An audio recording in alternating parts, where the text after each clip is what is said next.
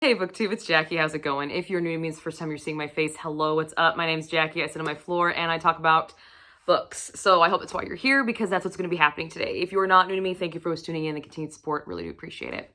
So today for you, I have my weekly wrap up. This is from October 9th through October 15th and all my reading shenanigans in between. And I have got quite a bit to talk about this week because I completed quite a few books. And so without further ado, grab yourself a drink, have yourself a seat, and let's get talking some books. All right, we're just gonna dive right in. The first book that I did complete this week was The Grey Bastards by Jonathan French, and this thing was awesome. Oh my God, this thing was fucking dope. And I'm matching right now, which I'm very, very happy about. Yeah, so let's just get right into it. This is the first installment to the Lotland series. There's graphic language, graphic sexual situations, and graphic violence. We meet Jackal, who is a half-orc, and he rides a hog. This book is essentially Sons of Anarchy on hogs. There's a lot of really obvious nods to Sons of Anarchy in this book, mostly with the characters and their descriptions and some of their characteristics. But once you get past those, then this book takes off and just becomes a beast of itself, and it's so fucking cool. I had such a good time with this. This thing did not disappoint. Oh my God. So like I said, we follow Jackal and his comrades, who are Fetch and Oates, and he wants to be chief of the Hoof, which is essentially their little group. So that instead of an MC, you have a hoof. And the head guy, Claymaster, thinks that Jackal's a hothead and he's too young, he's not ready. And Jackal thinks Claymaster's losing it. He's losing his edge. He's not the same bloodthirsty guy, the protective guy of the Lotlands that he used to be. And he's like, old man, it's time to take a step down. And he finds ways to do it. In the beginning of the book, we meet Fetch and Oates and Jackal in a brothel. So yeah, we got that going. And Fetch kills a blue blood, which essentially is a human in this world that Jonathan French has created. And Jackal takes the heat for it because Fetch is the only female of the Hoof. And Claymaster already hates her. He thinks women are only good for one thing, fucking and fetching. Hence how she got her name Fetch. So Jackal takes the heat for her because Jackal's got kind of a thing for her. You learn that really early in the book. It's really not hidden at all. It's very obvious. So he takes the heat for her, and essentially by taking the heat for her has caused all of these series of events to happen, because once they killed the blue blood, they had to get rid of the body, and the body had a horse with it because they rode on a horse, and the horse comes back to the original location where the blue bloods camp is, and they're just like, how's this fucking happen? Their cleanup guy never leaves traces. So all of these things are coming back to unfold, and Jackal has to go fix it. And in this process of fixing it, he finds out some interesting facts about Claymaster, and that there's a lot of intrigue, there's a lot of stuff going on, there's a lot of political machinations and movings and bigger plot points coming about. And that is where our story really sets off, is when Jackal leaves the Hoof to go find out how this horse came back to the encampment. And it just sets off a chain reaction, and you think you know what's going on. You think you know what's going on. And then this fucking twist out of fucking nowhere happens, and you're, what the hell just happened? This book is full of political intrigue. It's full of battles. It's full of blood. It's full of sex. It's full of violence. It's full of backstabbing. It's full of retribution. It's full of mindfuckery. This thing is fucking astounding. I had such a good fucking time with this book. Even though it followed Sons of Anarchy quite a bit, there is a point in the book where the Sons of Anarchy references stop, and it becomes, like I said, a beast of its own. It's this world that was built was just fantastic. This thing was awesome. I gave this thing 4 stars, and I had such a good time with it. I do plan on continuing with the rest of the series. But what really worked in this book was the Sons of Anarchy tie-ins. They weren't so much that you felt that it was directly ripping off, but it was enough that you got the references. If you were a fan of the show, you got a lot of the references. and you saw kind of where the book was going, and then these big things change, and then you're like, oh, this is not where it was going. So the way French uses the SOA references as kind of like a smokescreen for what's actually going on behind the scenes, I thought was fucking brilliant. I thought that was great, and I loved it. I loved it so much. It was great. The world building, this thing, oh my God. The Lotlands, it's such a badass fucking world. It's so fucking cool. Their magic system is so unique. We get to see it really directly affect Jackal the most, and it is awesome. I loved it. Oh my God, I cannot wait to delve more into this magic system, and I hope in further installments I get to see more of it and how it unfolds. It's really fucking cool. It's, I don't really know like how to explain it because it's so unique, but at the same time, you've seen it before, but you don't realize you've seen it before because of the way it's being utilized. It is just really, I love when authors take an already known concept and twist it and make it their own. So it's completely fresh, completely brand new. I loved it. Had a great time with it. Another thing that really worked in this book was Fetch.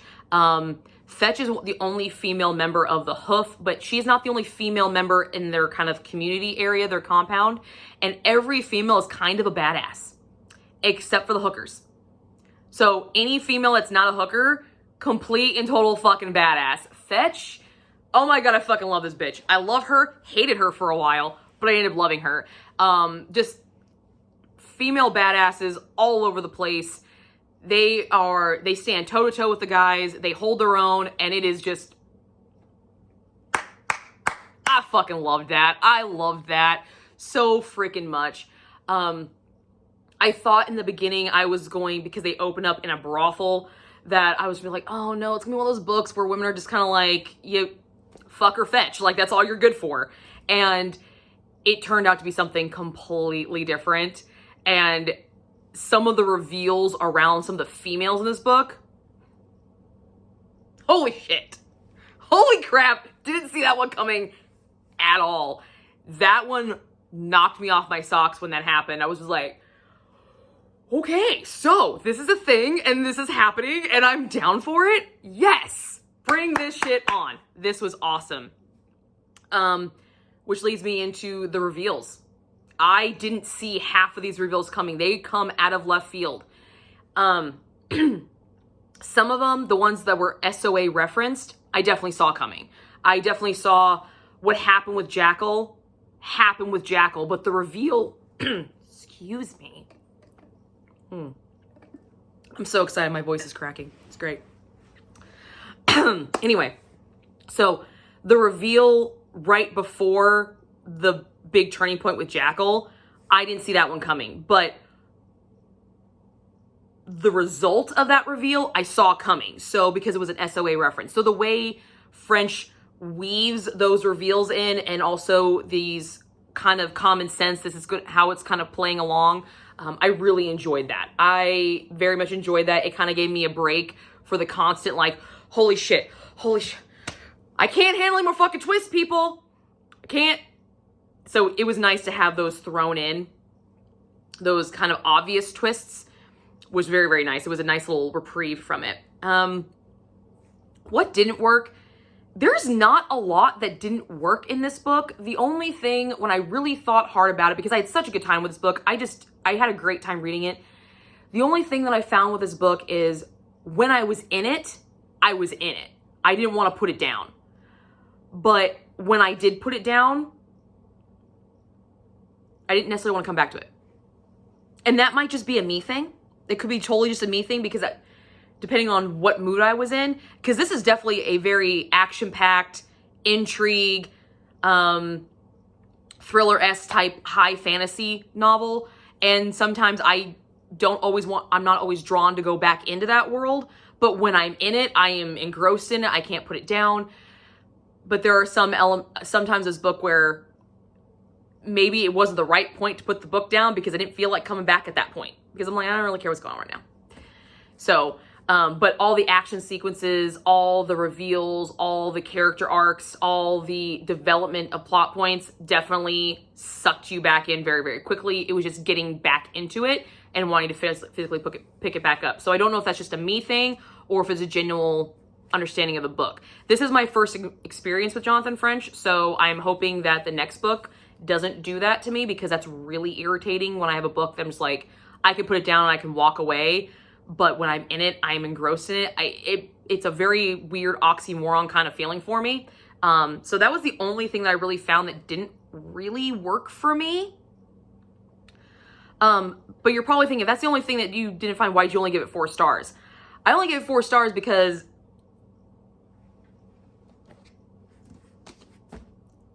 the ending reveal in this fucking book. What the absolute fuck was that? I was just like, so I went through all of this shit, and that's the ending I'm getting. It's a great fucking ending. Do not get me wrong. It is a great ending. It is a great stepping stone for the next installment to come up. It is fantastic. But for me, I was expecting I was expecting a lot more. Great fucking reveal. Didn't see it coming. But it just... Really? We did all of this fucking work for this shit to fucking happen, and it doesn't actually happen. I was annoyed. Now, however, this 4-star might increase later, so at the end of the month, this might bump up to a 5-star, but right now it is a solid, strong 4-star. Had a great time, plan on continuing with the rest of the series. For sure. Sons of Anarchy on Hogs. Who would have thought? Fucking fantastic. The next book I completed, and I'm so happy to say that this series is done, is Liz Mattis' Quarterback Sneak, and it looks like this. This is the 4th installment to the fantasy football romance series. It was that little audiobook chunk that I got, so this is the last time, the last audiobook that was in that set, and it is done again by Christine Padavon. No, didn't like her as a narrator yet again. Didn't like it. So, I'm very glad that I am done with this series, because I just want to fan the audiobooks. I was not. Her voice just got on my damn nerves. It just did. But this is a hate to love romance, and we have a fake arranged marriage. Fake arranged marriage. Yeah, I said that. And we also show triggers for recovering alcoholism. So this book follows Hayden, who is a media-crazed party girl from New York Cougars. That's the team that's been focused in all 4 of these installments. She's a party girl, daughter of the New York Cougars owner, and Liam McQueen, that is our hero, and he is the recovering playboy alcoholic quarterback on his second chance and last chance in the NFL. McQueen comes to Hayden's rescue at a bar fight. A gentleman that she is with pulls a gun, and since she is on probation, she cannot be around them. And McQueen happens to be there as the designated driver for some of his teammates. So he throws Hayden over his shoulder and takes her out of the bar to save her. Instead of taking her to her house, where there's just swarms of paparazzi, he takes her to his home, because he's not really... Paparazzi tend to leave him alone, because he is a recovering alcoholic. He's a born-again Christian. He's just not exciting, apparently, anymore. So he takes her there, and they stay the night. Hayden's father finds out, because Hayden, being the paparazzi lover that she is, posts on their version of Instagram in the book, and that she stayed overnight with Liam McQueen, and says that he's super delicious and super hot, and it's gonna be a good night. So paparazzi is now all over this, and Hayden's dad is just like, nah, we're not doing this. This is not happening. So you think when Liam is called into the team owner's office, he's going to get sacked. Just trying to be a nice guy, but that's what you're implying. That's what you feel is gonna happen, but that's not what happens. Hayden's dad says, you know what? I've already talked to the judge. Because of the bar fight, it came out that she was there. He wants to revoke her probation and put her in jail. I have talked to him. He's a big fan of the team. So I kind of told him that you guys were celebrating your engagement party, and you're going to act like you're engaged to my daughter. And Liam's like, the fuck I am? What? Are you serious? no, this is not happening. It's not happening. Yeah, it is. Yeah, it is, dude. Totally happening. So he begrudgingly agrees, thinking that Hayden, because Hayden hates him and talks smack about him all the time, she has nothing nice to say about him, is just going to throw her fit, cry, do what she needs to do to get Daddy to fix it and not have to deal with this. Daddy doesn't fix it. Daddy says, you're doing this. And they now have a fake engagement. And that's where our story really kicks off. Now, you're probably wondering why I said just fake engagement. Well, they decide to have an engagement party, and it turns out that it's actually a surprise wedding. And the two people that are getting married are actually the people that are surprised the most. Everybody else knows that they're getting married. They don't. Yeah. That happened. So, what worked in this book? Liam's character. I personally loved Liam. I thought he was very respectful, he was very protective, and he was very dominant all in the same time, and I loved it. I thought he was great. He was probably my favorite hero out of this entire series, was Liam. I don't know, maybe it's just because I'm a sucker for redemption arc, and this was kind of his redemption arc, and I just loved it. I thought he was such a good guy. I really did. I liked him. I liked him a lot. He came to her aid, even though he knew that she hated him. He still came to her aid, and, you know, he played it up. He did. He played it up, but at the same time, it was still, I'm going to see maybe where this goes. And I really enjoyed that aspect about him. And the idea of karma in this book. Karma is a bitch, and you see it in this book a lot. Hayden is obsessed with the paparazzi. She wants nothing but notoriety. She had a show at one point in time called Hayden's Place. Hayden is probably the equivalent to like a Paris Hilton starlet, kind of like that much in the paparazzi's eye. Kind of what I kind of saw her as. She's a daughter of an heiress, but she has her own company. She has her own makeup line and everything. So she doesn't need Daddy's money. She has money in her own right, but she's just the multi-million-dollar heiress, and she's a party girl. But karma bites her in the ass a lot. There's a lot of karma biting people in the ass in this book, and it's not just for the main characters, for the people that put them through this shit too, which I thought was fantastic. So we get to see a lot of full circles for a lot of these characters. And I enjoyed that because I didn't get to see that in any of the other installments, really. It was more clear as day in this one, and I really enjoyed that. What didn't work?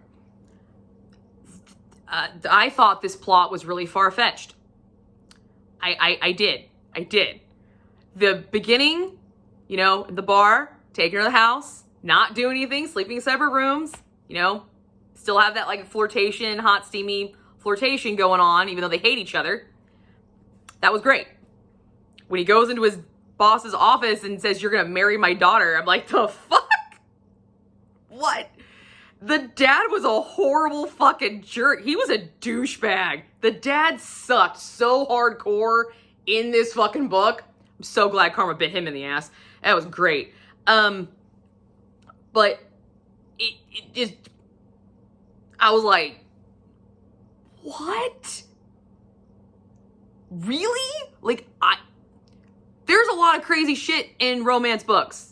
A lot of romance books plots are completely far-fetched and so ridiculous, but this one just took the fucking cake for me. As entire series, this was the most far-fetched one I saw. I was like, you've got to be kidding me with this. No, this is not happening. This is happening. Okay, cool. All right, we'll play along. The father, he was awful. And then the judge, who knew this whole thing was a fucking setup, but because he liked football so much, he let it happen. He just tore up her probation paperwork and all this other stuff. I'm like, there's no fucking way he'd keep his fucking license. There's no fucking way. No. I couldn't. The two big villains in this book were so far-fetched that it was almost unbelievable that it kind of took away from the cuteness that this romance actually had. Yes, it was a hate to love, But as you see that love progress, it was really endearing and it was really sweet. And the way Liam took care of Hayden and watched out for her and protected her against her family in particular, oh my God, I thought it was fantastic. But this overarching evil villain plot point was just kind of ruining that for me. And I'm like, can I just have this fucking little romance? Like, can you give me this romance without this horrible douchebag of a father and corrupt fucking judge? Like, seriously, because I would have given this book a higher score if I didn't have any of this over the top plot. Like, it was just, this was over the top for me. I know that sounds really crazy knowing some of the stuff that I've read that I liked. This is over the top for me.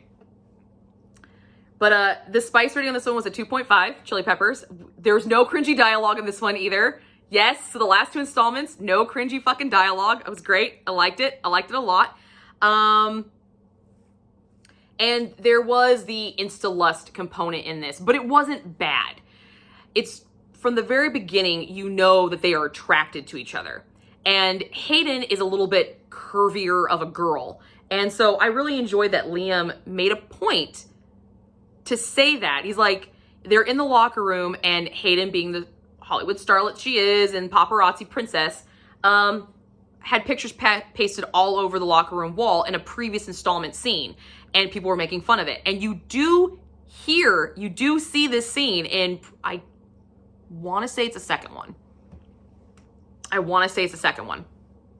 But he makes a point to say, this is crap. Like, he wants to take them down, but he doesn't, because he's attracted to her. He likes the thicker girls, and he makes her feel really good about herself for being a thicker girl. I'm like, yes, I love you. You're my favorite. Yay. And her lust for him is because he's, the fucking quarterback, and he's fucking gorgeous. And, he's a dreamboat. Who would, and on top of that, he's a born-again Christian, so he's not pressuring for sex. He doesn't drink. He doesn't do drugs. Like, all-American boy right here. Like, there you go. And so she's drawn to that in a sexual nature, but it wasn't so in-your-face insta-lust that it was like, really, oh, we're gonna start banging right now. No, we don't. We actually have the nice not virginal because they weren't virgins, but we have a nice consummation scene, which was really fucking cute. And I liked it. I liked it a lot. I thought that was great because Liam, being a born-again Christian, has vowed that he will not have sex until he marries. And that's why this marriage thing was one reason was so painful for him to do and agree to, because he was going against a vow. But Hayden respected that. She did. She tried very hard. And then finally he laid it out for her. And she started respecting him a little bit for it. And I just thought that was super adorable. But the lust was still there. The tension was still there. So when that scene happened, it was quite nice. So, but I gave this book a 2.5, I believe.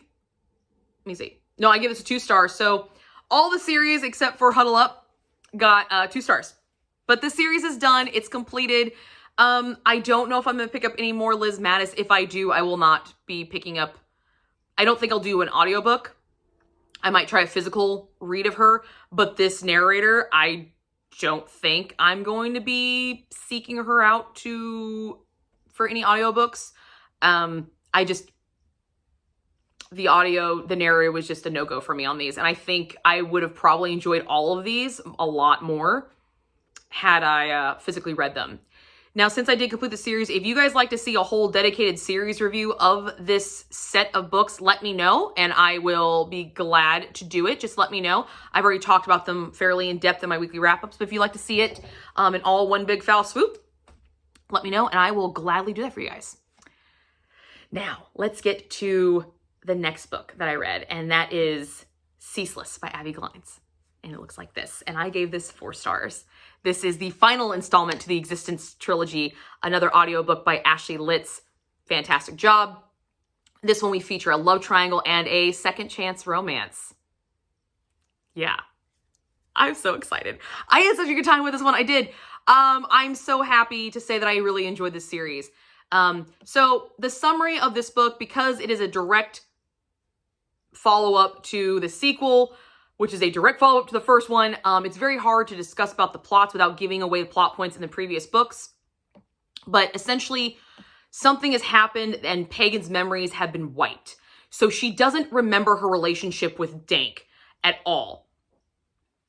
And now she's put in a chance to be reunited with who her soul's mate was, which was Jay, her high school boyfriend before her senior year in high school, when the first book takes place, when Existence takes place as her senior year in high school. So this is the boy that she was dating beforehand, and he has come back into the picture. So now we have a love triangle no longer with Dank and Leif, but we have it with Dank and Jay. And Jay she has history with, Dank she has history with, but she doesn't remember her history with Dank. So this installment, we really get to see Dank try to make Pagan fall in love with him again. And it's awesome. It was so nice to see that. Because in the first installment, one of my hangups in Existence was that you saw Pagan fall in love with Dank. You saw why. You didn't see why Dank fell in love with her. And it's kind of briefly explained in the second one, but you don't actually see it. In this book, you get to actually see Dank go out of his way to try to win Pagan over. You get all the Easter eggs in the previous installments. And at the same time, you're falling in love with them all over again in a totally different way. And it's fantastic. I had such a great time with this one. It was so much fun to kind of relive some of those, but at the same time have them brought to me in a different light. So I really enjoyed it. What worked in this book? The original plot. Pagan loses her memories and has to re-fall in love with Dank all over again. Fantastic plot line. I thought it was great, especially coming from where we ended in book 2. I thought that was a really interesting plot point. Now, what you do need to know about this is the plot point for this third installment, you don't actually get in the actual meat of Ceaseless. It's in the epilogue. So if you don't read the epilogue, you will not understand the plot point in this book. It gets reiterated, but not in the kind of the same way. So just be warned about that. If you read the first 2 books, they follow direct in line. This one, you have to read the epilogue to actually understand the original plot point for this one. So this series does really something cool. You could have just a base duology, or you could have the trilogy in effect. So it's kind of cool with that. And Abbi Glines does her no info dumping. You just get bits and pieces that you need as you need them to progress the story along. It's not just one big, huge info dump. And I really enjoyed that. The only time she does that is she does repeat the epilogue at the very beginning of Ceaseless from the end of Predestined. So if you read the epilogue, you're going to get that right in the very beginning of Ceaseless. That's the only info dump section she does. But if you never read the epilogue, you have never read it in the first place. So the character of G, we get to see her a lot more in this book. You see her in different forms in each installment, but this one, I love her in this one because she doesn't give a fuck about shit. She's like, look, you got to have your fun. I want to have some fun too. And she does. A lot of it. I love G. I want G as a best friend. She's awesome. Love her to death. She's cool shit. I loved her. You really get to see her almost come into her own sort of character. In the first installment, she is just a transporter and she works with Dank. The second installment is you kind of see her teaming up with Dank to work out their issues in the second book. And this one, she's like, you know what? I helped you one time and I helped you a second time. I'm doing my own fucking thing now. So you go do you and I will help you, but I'm going to have some of my fun too. All right? And have some fun. And I just really enjoyed that. I liked that. I liked seeing her different sides. That was great. The twists in this book. Yeah, we have more fucking twists in this one. This series is just full of twists. The twists in this book are really well placed. They're really well timed. They don't come out of left field, but they are so shocking enough that it kind of feels like they're out of left field. And that last twist. I was sitting on my couch. I finished this at home. I was sitting on my couch and I was like, the fuck? I have 30 minutes left of this audiobook and you're going to do this fucking thing to me now? Oh my God, I can't handle this right now. I can't. So the twists are fantastic, but they all do get resolved at the end of this book. Everything gets wrapped up fairly well. What didn't work? So the character of Jay, which is the boyfriend that is in the love triangle with Dank and Pagan now. Jay was the high school boyfriend before her senior year. I didn't really feel like his character actually was strong enough for that love triangle plot. He, right off the bat, I was actually waiting for a different love interest to pop in to create this love triangle again. Like, I thought Leif was going to come back and he was going to be the triangle again and we have to do this like whole circumvent thing. No, Jay's character was just a fucking douche. He just was a douchebag from like page one. I don't understand how they dated in high school. Because, I mean, yes, a year has passed, so people do change. He's a sophomore in college. She's now a freshman in college. And people do grow apart. But you don't change that fucking much. You don't. Okay? And he was like some completely lackluster. There was nothing special about him. He was just a fucking player and a dick. And not very smart about it at all. At all. He got caught all the fucking time. So I don't understand how he was a actual candidate for this love triangle in this book. I just don't see it at all. And maybe it's because I knew that Dank and Pagan belonged together, so I just didn't care. But Jay I was like, Leif had more fucking in common with Pagan. And, well, if you read the second book, you know what the fuck he is. So, he just didn't do it for me.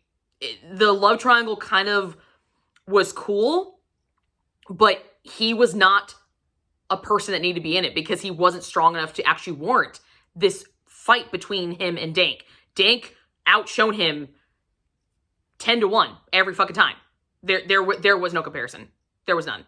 So as a reader seeing that, you're kind of like, there's like no tension at all. Like even Pagan's like, he bores me from like page 1. So, there is a major event in book 2 with one of our side characters, and it comes back to fruition in this. And you don't really get an explanation of why certain events happen the way they did. The catalyst and the reason for the major event happening, but how it resolves, let me explain that. Like how it resolves, that explanation you don't get. You just get in a very strange way. And those are the words that Dank uses to talk about this character. And it's, I really wish, because this character was so important in the first book to Pagan, that I would have gotten some kind of resolution with him, kind of figure out that whole story arc. I would have really enjoyed that because I liked him as a character, and I just would like to know what his trials were. So maybe like a novella about his experiences with the last 2 installments and how they all played out for him. I would really enjoy that. So yeah, that kind of bothered me because I didn't get that. That was the only real explanation, resolution that wasn't really given to me. It's not needed to progress the story along the book because he is just a side character, but it would have been nice because he was an important side character. So, and the last thing I had an issue with this book was Pagan obviously has to make a choice between Dank or Jay. Hence a love triangle trope. She has to make a choice.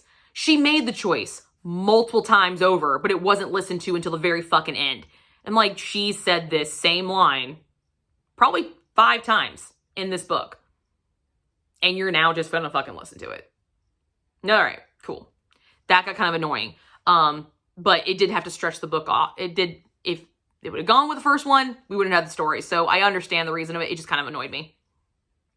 Now, this book, we have a 1.5 on Chili Peppers because it finally happens. It finally happens. Yes. We get a nice fade to black scene. It was nice. I kind of wish it would have been more graphic, but it wasn't. But it's okay. We got some removing of clothing. We've got some finally seeing their bodies for the first time. We've got Pagan being a little bit more daring in her flirtation. And I fucking love that because she good at that. She was good at that. Really, really enjoyed that. And I loved Dank's kind of retorts and lack of being able to speak at certain points. I thought it was great. I was just like, yes, you made him speechless. Yeah, I love it. Loved it. I love the increased spice in this book, but it wasn't so increased that it completely overshadowed everything. This slow burn to this big kind of moment was totally worth it. I really enjoyed it. It was a good time. The scene was really well done, and I have no complaints about that sex scene. I'm not a big fade to black person, but when it's done well, and this one did it well, but you have to read the entire series to really enjoy that fade to black scene. So we did have a little bit more graphic language in this, and a lot more innuendo scenes between Dank and Pagan, which was great. There was one scene where they are kind of giving each other shit, and she's like, don't judge my size. I could take you down. And she takes her shoes off, and Tank looks at her and says, if you're going to jump on any part of my body, I'm not going to stop you. And it finally dawns on her what she's saying and what she's wearing. Because she's in this, like, cute dress, and it's just like, be quiet now. Like, it was so adorable because I've done that. I have done that. And so it was just nice to feel that way. Again, I was like, yeah, I've totally done that. I know exactly what that feels like. So that was a really good time. I had a really good time with this one. Again, this series is complete. However, there is a novella that falls between book 2 and book 3 and is Leif's story from his point of view. So I do plan on picking that up. And then once I read that, if you guys would like to see a whole series review of all 4 together, just let me know. So, yeah. All right, the next book I completed this week was Not Yours to Keep by Ella Jacobs, and it looks like this. This is an arc that I will be releasing a full review on very, very soon, so you will see it, and I will link it down below once I get it uploaded. So I don't have really anything to say about it in this because it's one of my arcs, so I don't talk about them in here, but I did want to let you know that I did finish it, and that the review will be coming up, so do keep your eyes open for it.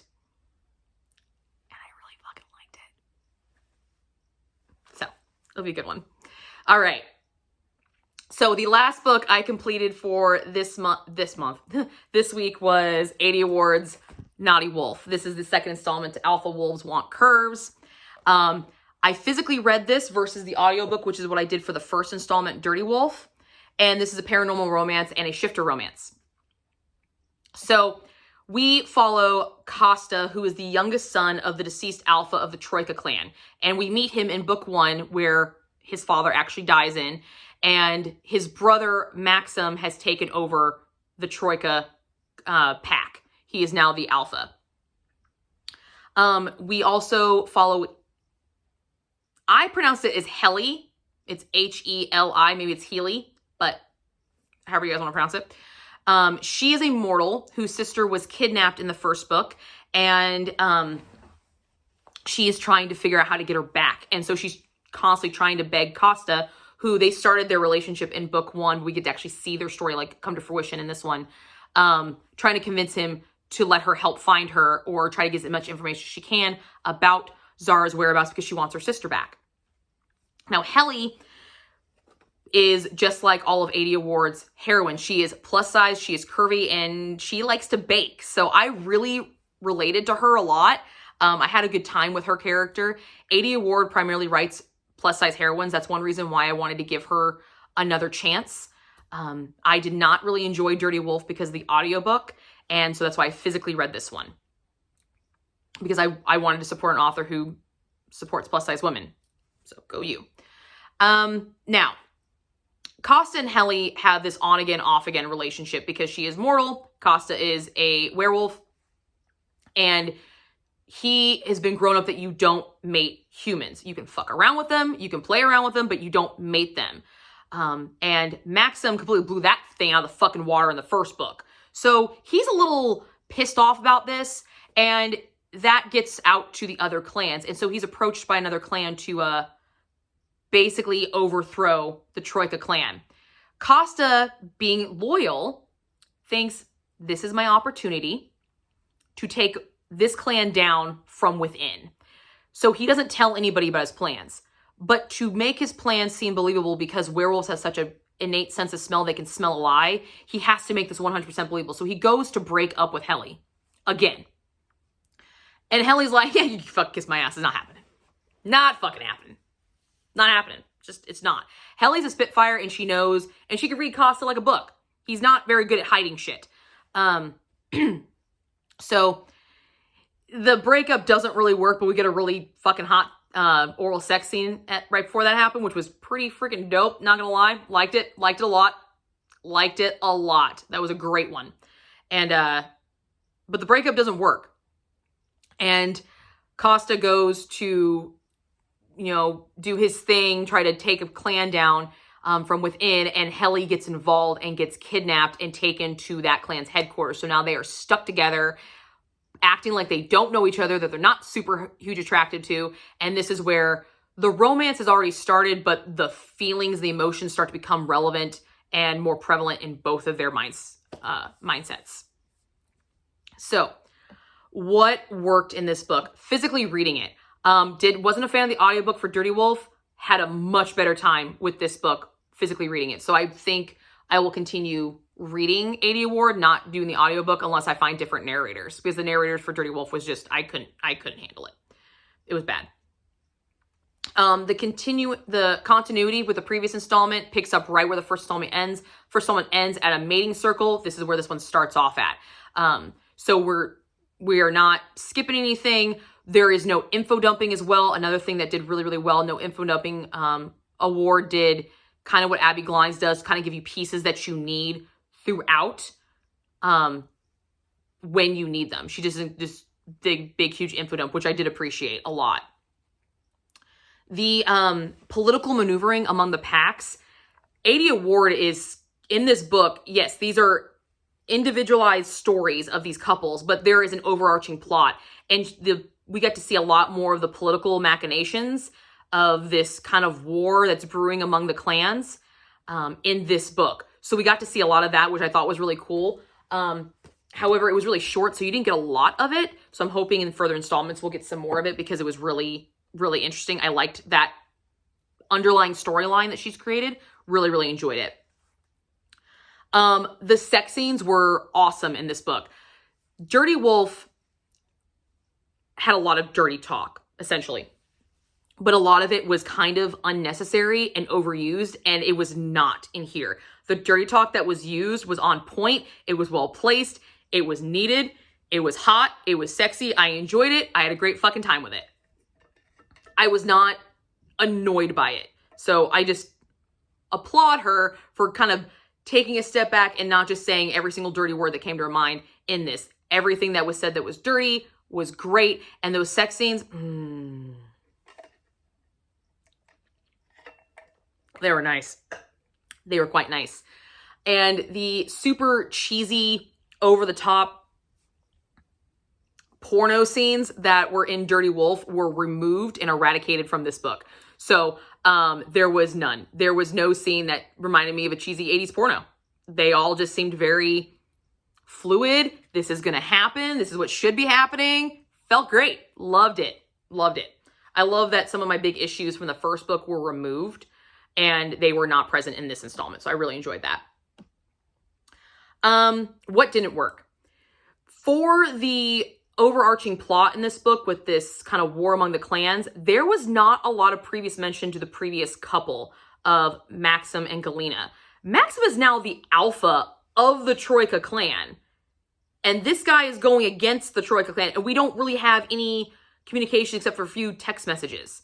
And Galena does make an appearance, but she doesn't really do anything. She doesn't say anything. I mean, she shows up with her pack. So I was kind of hoping that there would be more involvement from the previous couple, just trying, especially with this other plot line of trying to find Zara, because they're supposed to be trying to find her. I figured that there would be more involvement from this couple, but there wasn't. So I kind of was a little upset about that, because I would have liked to see them brought back and kind of utilized a little bit more than they actually were. So I felt like that was an area where Award missed on this book in the continuity. Yes, there is continuity in this book, but she could have had so much more and like a more enriched storyline if she would have brought that previous couple in and incorporated some of that. Even if it was just like a fight scene of him storming off and leaving, something like that. All we got was text messages. So the big climactic moment is awesome. It's fantastic. And again, it is a big climactic moment because of the females, just like Dirty Wolf. So I really, really enjoyed that a lot. However, the reason that this big climactic moment was able to happen, it is explained, but it's not explained very well because it's like a code. It's like a coded message. And the coded message really isn't clarified as well as I think it should have been for the reader. It didn't have to be for the characters, but for the reader, that big climactic moment would have been, I think, a lot cooler if I actually understood the code that they were speaking in a lot more. I feel like if that was a little more fleshed out, a little bit more clarified for us as the reader, at least it would have been a much cooler, badass moment at the very end. So I kind of felt a little down about that because I feel like that moment really could have just shown, but it didn't, because I was still slightly confused on the coded speak that was being used to allow that big moment to happen. This book got a 3 on the Chili Pepper scale. We have graphic language and graphic content, heavily focused on the female orgasm. This book talks about the female orgasm so freaking much. I like it. I like it a lot. Costa was all about the giving. He was all about the giving. He was a good one. I liked him a lot. But it wasn't after 12 orgasms. It was a believable number and a believable intensity. And I thoroughly enjoyed it because he just liked his lady a lot. He wanted her to always feel loved and beautiful. And one of his favorite things when he thought she looked the most beautiful is when she came. And so he wanted to make sure that she always looked like her best to him. And I just thought that was great. I thought that was awesome. I love that it was the female orgasm was more heavily focused than on his. I mean, we still got his. He still got his. Don't get me wrong. We're not a selfish over here, but he was definitely the giver. And it was very, very cool, especially seeing as dominant as he was, that was important to him. I thought it was great. A specific scene I gotta shout out is the marking scene. That thing was fucking, oh my God. That was hot as hell. That was awesome. The intense description of controlling her sound because they can't be heard because they're not supposed to be together. Oh my God, I fucking loved it. I loved it. I loved the description of the positioning. I loved the build up to it. I loved the language used in it. I loved where Costa went with it. I love the fact that he didn't give a shit. He's like, nope, I want you in doggy style. Moving over. Let's do this. And then the easy transition to the positions. Aidy Award wrote that scene really, really clear cut. I didn't have to look shit up. I knew where everybody's leg was, everybody's hand was at all fucking times. And it was great. I love when I don't have to sit there and really like break down a scene. I can just enjoy it and experience it. And it was such a good fucking time. Oh my God.